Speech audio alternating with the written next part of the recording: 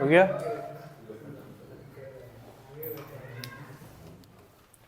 देखो आपने गॉस का प्रमेय स्टार्ट किया हुआ है, मतलब गॉस थ्योरम के बारे में और गॉस थ्योरम की एप्लीकेशंस।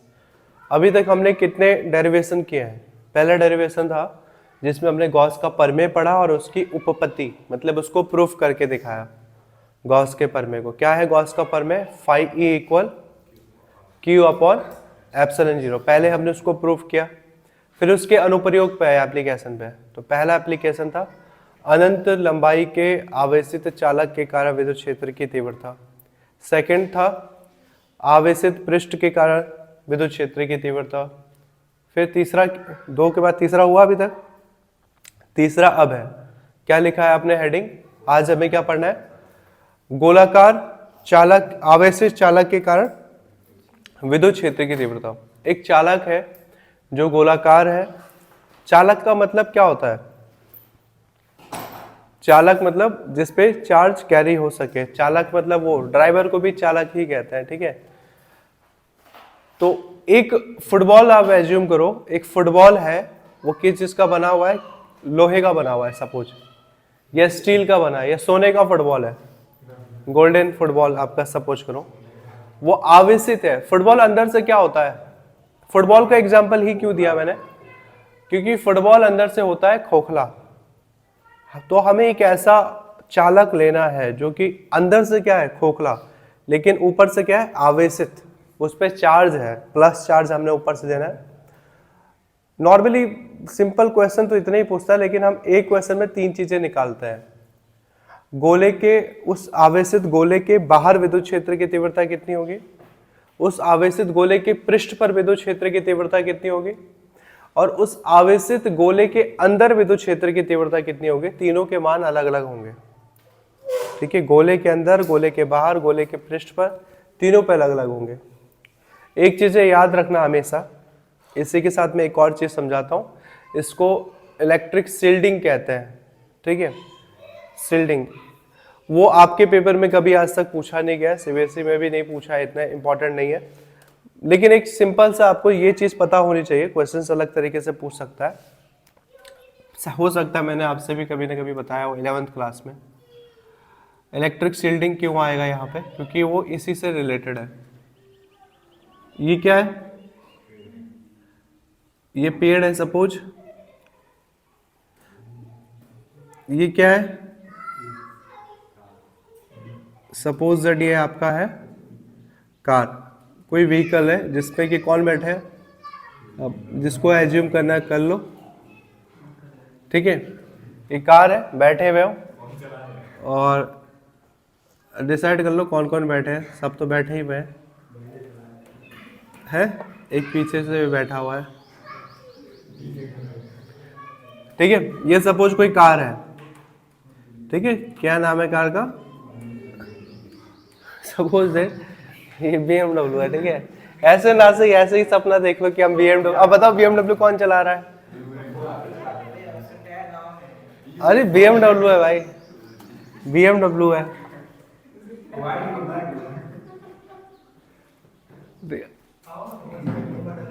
अभी ये उड़ेगा। देखो मेन चीज क्या है, मैं बताने की क्या कोशिश कर रहा हूं, अब चुपचाप देखो। सपोज ऊपर लाइटनिंग हो रही है, लाइटनिंग मतलब बिजली गिर रही है। सपोज बिजली गिर रही है, इधर भी बादल है, इधर भी क्या हो रहा है? बिजली। इतना तो पक्का है कि इस कार के अंदर बादल नहीं है क्योंकि बादल का है ऊपर है।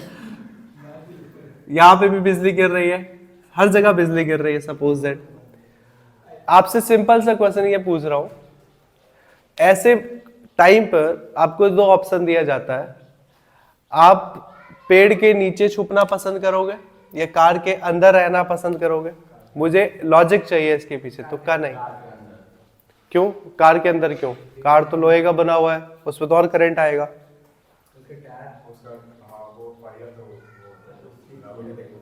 पहिया रबड़ का होता है, इसलिए कार पे नहीं जाओगे। अच्छा, पेड़ के नीचे रहोगे तो भीगोगे बारिश में।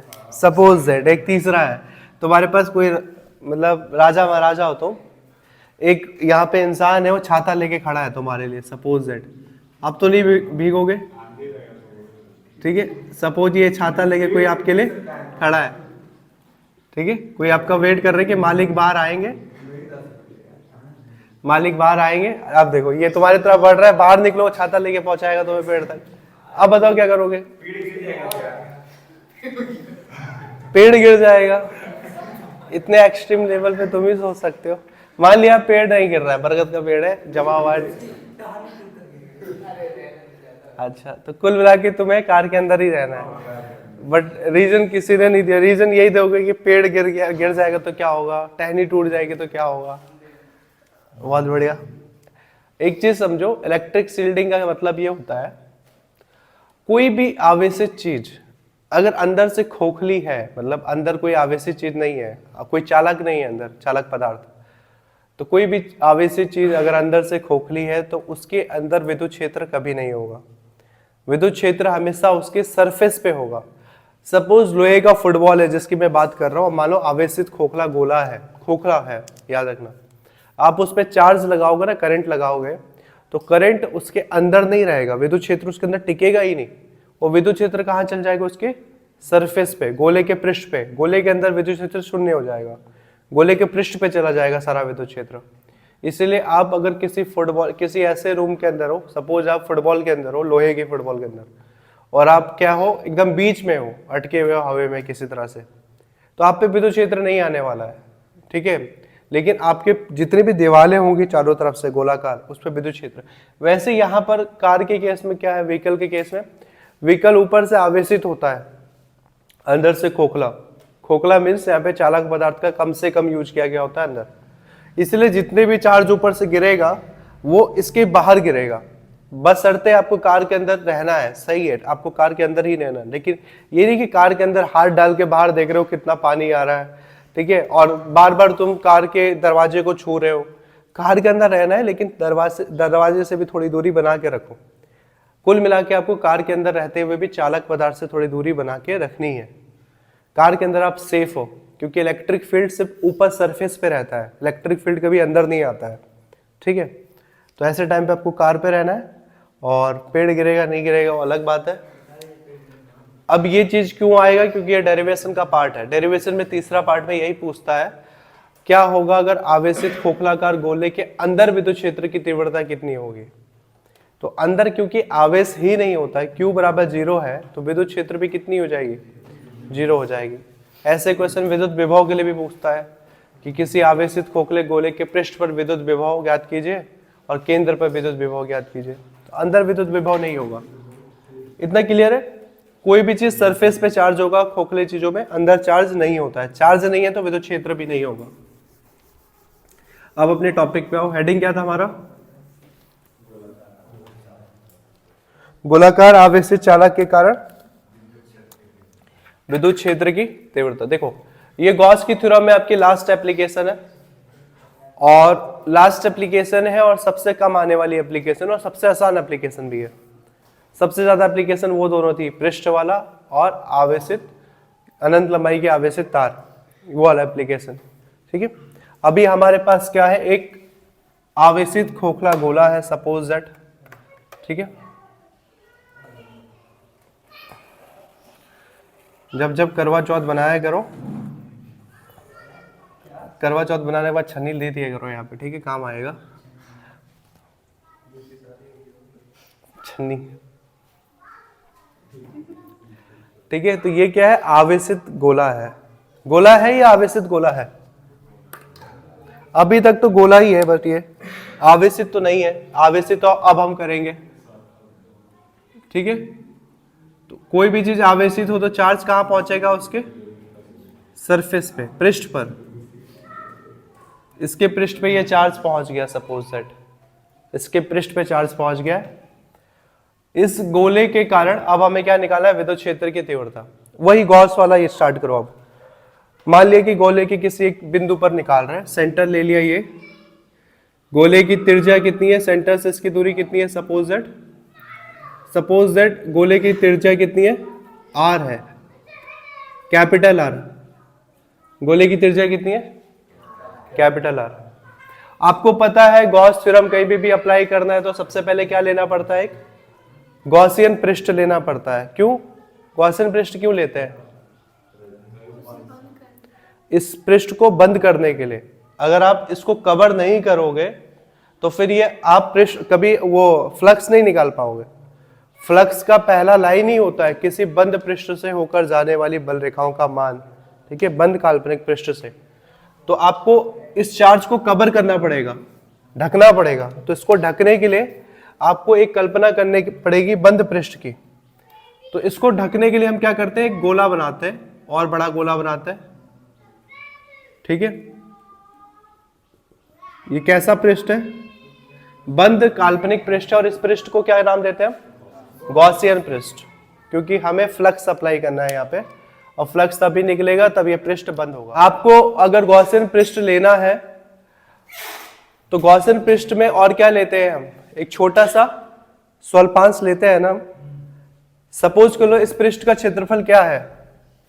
क्षेत्रफल हमारी जगह कितना मान रहा है? आपकी मर्जी है। बुक में आपको एस दिखेगा, गोले के केस में आपको एस दिखेगा। आप ए भी लिख सकते हो, कोई दिक्कत नहीं है, रटा रटा ही नहीं, हम ए ही लिख के खुश है, ठीक है। एक ही चीज की आदत डाल ली हमने कि इसका क्षेत्रफल मान लिया कितना है, ए। सपोज दैट अब हम एक छोटे से हिस्से का ले कि छोटे से हिस्से से निकलने वाला फ्लक्स कितना है। मान लिया कि इसकी गॉसियन पृष्ठ से दूरी कितनी है। सपोज दैट एक आर ले ही रखा है हमने, तो हर जगह हम वैसे भी गॉसियन पृष्ठ से दूरी कितनी दिखा लेंगे। सपोज इसकी दूरी है इससे, ये छोटे से स्वल्पांश, अगर ये ए है तो इस छोटे से स्वल्पांश को हम किस चीज से दिखा देंगे? डी ए से, इस छोटे से क्षेत्रफल को। ये सब चीज की तो आदत पड़ी गई है, गॉसियन पृष्ठ लेना और फिर उसका एक छोटा सा हिस्सा ले लेना है, ठीक है, डी ए। इसकी डिस्टेंस सपोज करो आर, ओके। अब आपको क्या करना है? फ्लक्स ज्ञात करना है। कैसे निकलेगा? विद्युत क्षेत्र की तीव्रता ज्ञात करना है, वही पुराने मेथड से। तो इससे पहले हम क्या करते थे, कैसे निकालते थे विद्युत क्षेत्र की तीव्रता? है पृष्ठीय आवेश घनत्व बराबर क्या होगा? वैसे उसकी जरूरत नहीं पड़ेगी पृष्ठीय आवेश घनत्व की, फिर भी पृष्ठीय आवेश घनत्व, इसके पृष्ठ पर विद्युत क्षेत्र की तीव्रता कितनी है? सॉरी आवेश, क्या हुआ? डेरिवेशन याद नहीं आ रहा है? डेरिवेशन में हर डेरिवेशन में क्या हुआ है? पहले हमने आवेश घनत्व निकाला है, आवेश घनत्व को इक्वेशन 1 करके छोड़ दिया हमने, अब उसका यूज एकदम लास्ट में किया है। उसके बाद हमने नॉर्मल फ्लक्स का फॉर्मूला लगाया है, डी फाई ई बराबर E d s cos theta या E d a cos theta, फिर डी फाई ई निकाल लिया। जब छोटा फ्लक्स निकल गया, छोटे से हिस्से का फ्लक्स, तो हम पूरे पृष्ठ का फ्लक्स निकालते हैं इंटीग्रेशन करके। जब पूरे पृष्ठ का फ्लक्स निकल गया, फाई ई आ गया, तो इस फाई ई की तुलना हम किससे कर देते हैं? गॉस के प्रमेय से, क्यू अपॉन एप्सिलॉन जीरो से। जब तुलना कर देते हो तो ई का मान आ जाता है, और जो ई का मान आता है उससे हम क्यू की वैल्यू पुट करते हैं। अब जाकर के इक्वेशन 1 से, सब में एक ही कॉन्सेप्ट चल रहा है, सेम कॉन्सेप्ट चल रहा है। यहाँ पे भी आपको स्टेप पहले से ही अनुमान है हम क्या करेंगे। ये बता दूं पर कहाँ पे चमक रहा होगा? यहाँ एग्जैक्ट, ठीक है। यहाँ देखो हर बार की तरह इस गोले पर, सॉरी फिर से मैं वही लिख रहा था, पृष्ठीय आवेश घनत्व, पृष्ठीय आवेश घनत्व किस चीज से दिखाते हैं? सिग्मा बराबर क्या होता है? Q अपॉन ए। Q इस पे जो चार्ज है, सपोज कर लो चार्ज इस पे Q, और A है इस पूरे गोले का क्षेत्रफल। फिर हम हर बार क्या कर रहे हैं? Q निकाल रहे हैं। Q बराबर क्या हो जाएगा? सिग्मा A, ये हो जाएगा। अच्छा एक और चीज याद रखना, हम यहाँ A की वैल्यू पहले पुट कर सकते हैं या फिर लास्ट में कर दूंगा मैं A की वैल्यू पुट।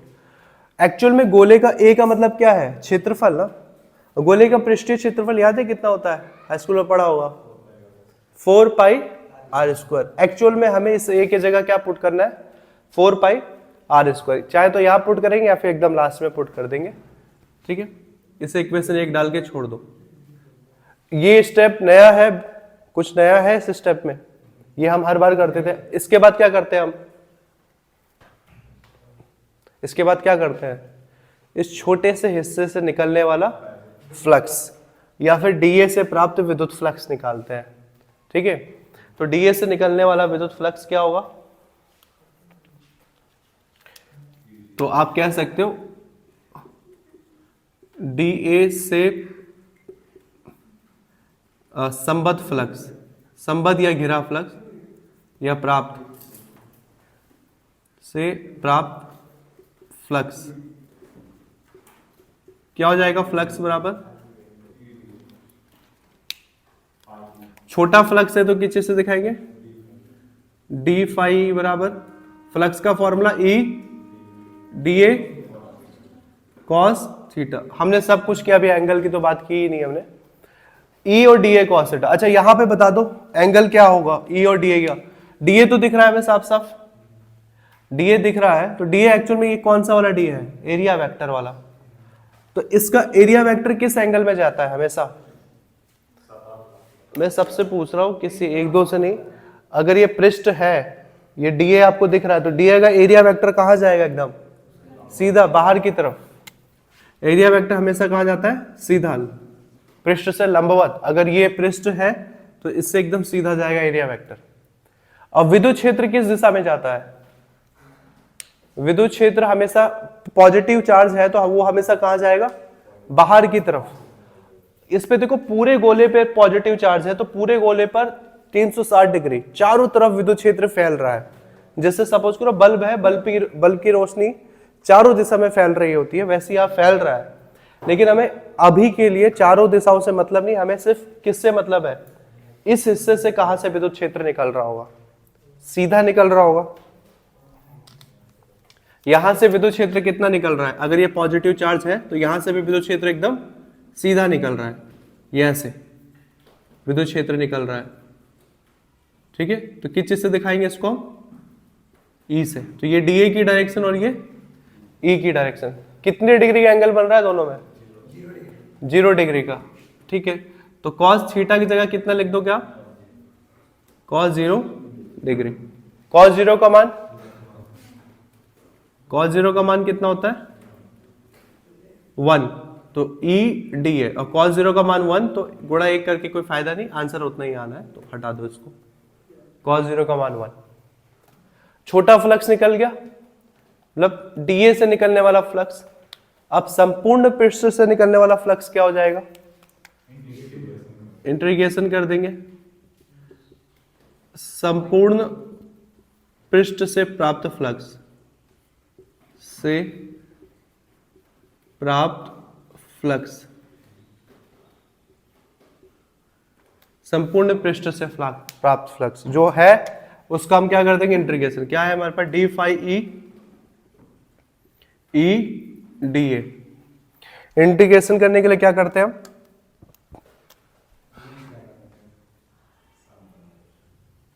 डी फाई ई का इंटीग्रेशन कितना हो जाएगा? डी फाई ई का इंटीग्रेशन हो गया फाई ई। ई डीए का मतलब क्या है? छोटा हिस्सा। इस छोटे हिस्से का जब इंटीग्रेशन करेंगे, मतलब छोटे को जोड़ते जोड़ते जाएंगे, तो क्या बन जाएगा? फाइनली एक गोला बन जाएगा। तो गोले का क्षेत्रफल कितना हो जाएगा? ई डीए इंटीग्रेशन का मतलब है, ई डीए इंटीग्रेशन का मतलब है गोले का क्षेत्रफल कितना होता है? 4 पाई आर स्क्वायर। क्यों आया ये 4 पाई आर स्क्वायर? मैं इधर हिंट करके लिख देता हूं अलग से। चूंकि इंटीग्रेशन डीए का मतलब है, इंटीग्रेशन डीए का मतलब है गोले का वक्र पृष्ठ क्षेत्रफल, वक्र पृष्ठ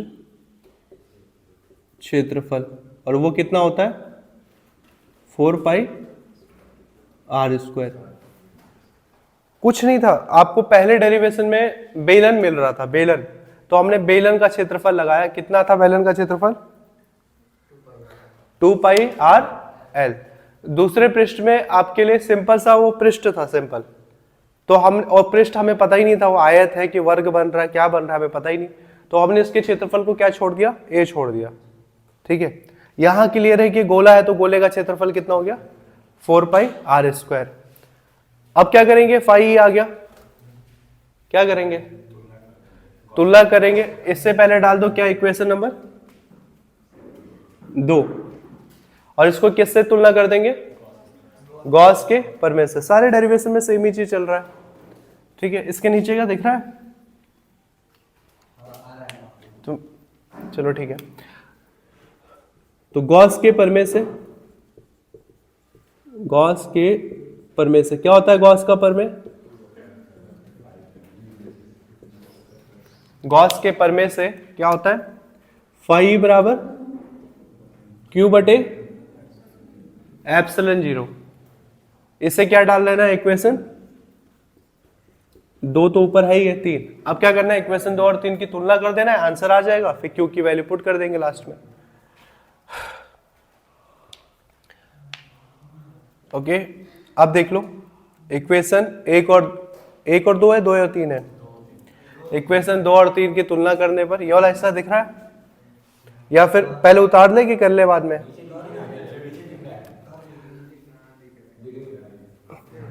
एक लाइन में नहीं होगा ना, इतने में दिख रहा है ये सब। इक्वेशन 2 और 3 की तुलना करने पर, मतलब फ्रॉम इक्वेशन 2 एंड 3। इक्वेशन 2 क्या है आपका? फाई ई बराबर कितना है? ई 4 पाई आर स्क्वायर। तो फाई ई बराबर है ई 4 पाई आर स्क्वायर। आवाज क्यों आ रही है पीछे से? इक्वेशन 3 क्या है? फाई ई बराबर क्यू अपॉन एप्सिलॉन 0। किसकी वैल्यू निकाल रहे हैं हम? ए की वैल्यू निकाल रहे हैं। तो ई बराबर क्या हो जाएगा? 4 पाई आर स्क्वायर नीचे चला जाएगा, ऊपर क्यू 4 पाई आर स्क्वायर, और ये हो जाएगा एप्सिलॉन 0। तो इसको मैं फिर से व्यवस्थित करके लिख रहा हूं। ई बराबर कितना हो जाएगा? देखो, हमें 4 पाई आर स्क्वायर को हम लिख सकते हैं ये 1 upon 4 pi epsilon not. 1 upon 4 pi epsilon not लिख दिया तो क्या हो गया? 4 पाई और एप्सिलॉन नॉट अलग हो गया, क्या बच गया? आर स्क्वायर, और ऊपर क्या बच गया? तो क्यू अपॉन आर स्क्वायर। ये हो गया आपका फाइनल आंसर। इसमें वैल्यू पुट नहीं कर रहे हैं। ये क्या हो गया आपका फाइनल आंसर? देखो जरा, ये आपका हो गया आवेश घनत्व, सॉरी विद्युत क्षेत्र की तीव्रता। जब आप इसको सिर्फ आवेश के फॉर्म में लिखना चाहो, हम चाहें तो इसको घनत्व के फॉर्म में भी लिख सकते हैं, ठीक है। पृष्ठीय आवेश घनत्व के फॉर्म में या आयतन आवेश घनत्व के फॉर्म में। यहां पे हम इसको सिग्मा की जगह हम रॉ यूज करेंगे। अभी चेंज करूंगा मैं कुछ वैल्यूज इसमें। आप चाहो तो आंसर इतना भी छोड़ सकते हो बोर्ड एग्जाम्स में, जहां तक आपको समझ में आए उतना। और डिटेल में लिखना तो आपको बस क्यू की वैल्यू थोड़ा डिटेल में लिखना होगा। तो जो चीज हमने ऊपर लिखा हुआ है पृष्ठीय आवेश घनत्व के रूप में, उसको हम लास्ट में लिखेंगे। चाहो तो इतना भी छोड़ सकते हो, लेकिन पृष्ठ ना करके हम इसको क्या कर रहे हैं फिर से आयतन। इसको कुछ चीजें मैं चेंज कर रहा हूं, बट मेन टाइम पे आप इतना, मैं कर तो रहा हूं चेंज, बट इतना आंसर भी लिखोगे नंबर उतना ही मिलना है। मैं कुछ स्पेशल केसेस दिखा देता हूं। कभी कोई न्यूमेरिकल्स अगर आ गए, घनत्व पे पूछ गया, आयतन के हिसाब से पूछ दिया, अगर आयतन आवेश घनत्व कितना होता है, किस चीज से दिखाते हैं? और आयतन बराबर घनत्व बराबर क्या होता है? क्यू बटे वी। और गोले का आयतन कितना होता है? वी मतलब आयतन, और गोले के केस में आयतन कितना होगा? 1/4। याद आ रहा है?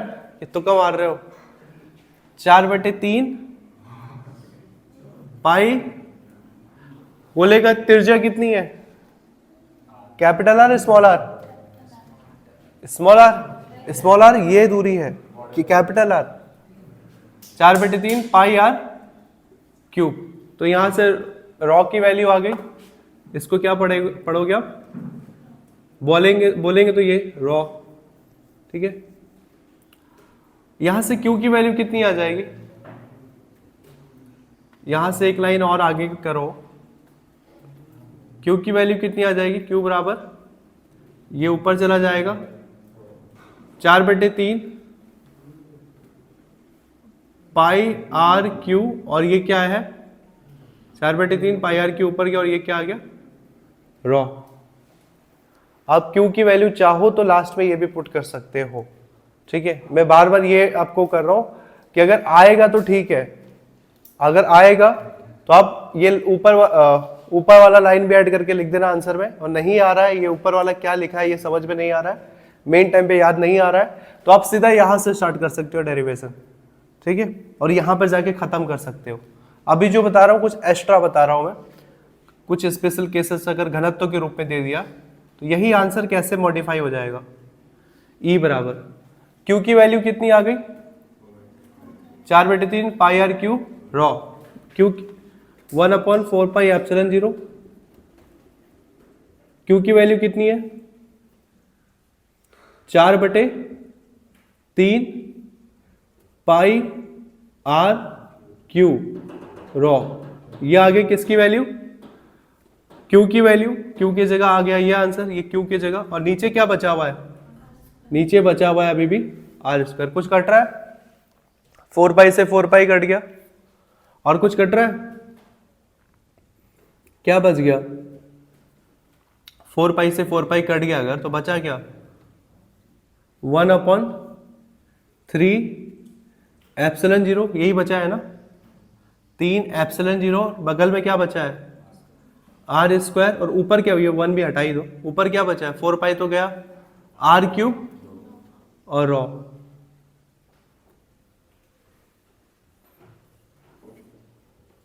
आर क्यूब मैं अच्छे से लिख देता हूं, R cube rho upon R square. आप चाहो तो इस आंसर को इस रूप में भी लिख सकते हो। अगेन मैं यही कहूंगा कि मेरा काम था पढ़ाना, मुझे आपको पूरा चीजें बतानी थी, पूरी कॉन्सेप्ट, बट अगेन यही अगर बोर्ड एग्जाम्स में पूछे तो सिंपल से आपको ऊपर वाले लफड़े में पढ़ना ही नहीं है, आप सीधा यहां से उतारो यहां तक लिखो। अभी तो लिखना तो पूरा ही लिख लेना, लेकिन एग्जाम में आप सिर्फ यहां से स्टार्ट करोगे और यहाँ ई पे खत्म कर दोगे, वो भी प्रॉपर आंसर है, उतने ही नंबर मिलेगा। ये कुछ स्पेशल केसेस होंगे, बाय द वे 100 साल में से 1 साल कभी आपके पे न्यूमेरिकल बन गया आयतन आवेश घनत्व दे करके, ऐसे न्यूमेरिकल में फिर इस फॉर्मूले का यूज करना पड़ेगा। अब वो 100 साल में से 100वां साल आप ही का है, पता नहीं, अब हो सकता है। मेरा काम बस बताना था, मैं हिंट कर ही रहा हूँ बार बार, मैं अपने मुंह से खुलकर ये नहीं बोल सकता हूँ कि मत करना, ठीक है, मत पढ़ना। 1 2 अच्छा यहाँ पे एक लाइन लिखना है कि ये जो विद्युत क्षेत्र की तीव्रता है ये किस बिंदु पर आया है, हमें P1 पर, ठीक है। करो जो लिख रहा है लिखो, मिटा दो तब तक ये डायग्राम, वैसे रुको अभी जरूरत है। हमने P1 पर निकाल लिया, मतलब बाहर निकाल लिया हमने विद्युत क्षेत्र की तीव्रता r दूरी पर, मतलब P1 पर। अब हमें कहाँ निकालना है, P1 और P2 में बस त्रिज्या का डिफरेंस है कि इसमें डिस्टेंस स्मॉल r थी और इसमें डिस्टेंस कैपिटल R है, बस उस आंसर में। और मैं अगेन टारगेट कर रहा हूँ इसी को, ये आपका मेन आंसर है। इस आंसर में स्मॉल r की जगह में क्या रख देना है, कैपिटल R, ठीक है। नीचे रखोगे तो वो भी कट जाएगा, ऊपर सिंगल R बचेगा, नीचे हम ध्यान ही नहीं देंगे। तो मिटा दूं, तो हम इसके अंदर देख रहे हैं विद्युत क्षेत्र की तीव्रता।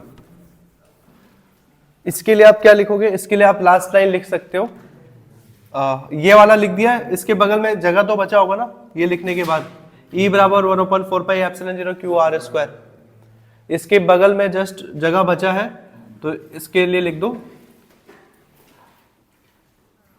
यह P1 पर विद्युत क्षेत्र की तीव्रता है, इसके बगल में यह P1 पर विद्युत क्षेत्र की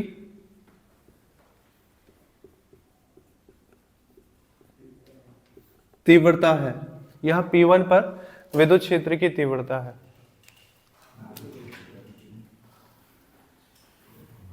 हो गया, वैसे जैसे P1 पे निकाला वैसे P2 पर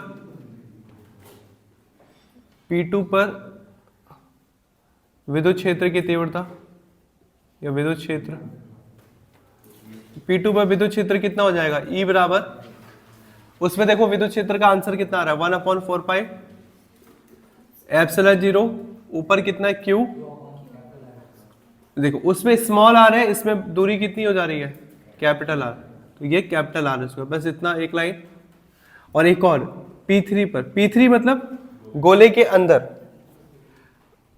P3 पर, या फिर लिख सकते हैं गोले के अंदर,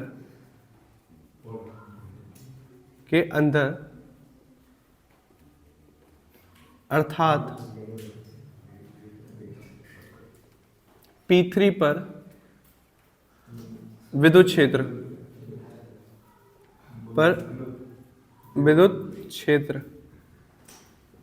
E बराबर कितना हो जाएगा, गोले के अंदर क्योंकि आवेश होता ही नहीं है, मतलब तो विद्युत क्षेत्र कितना होगा, 0।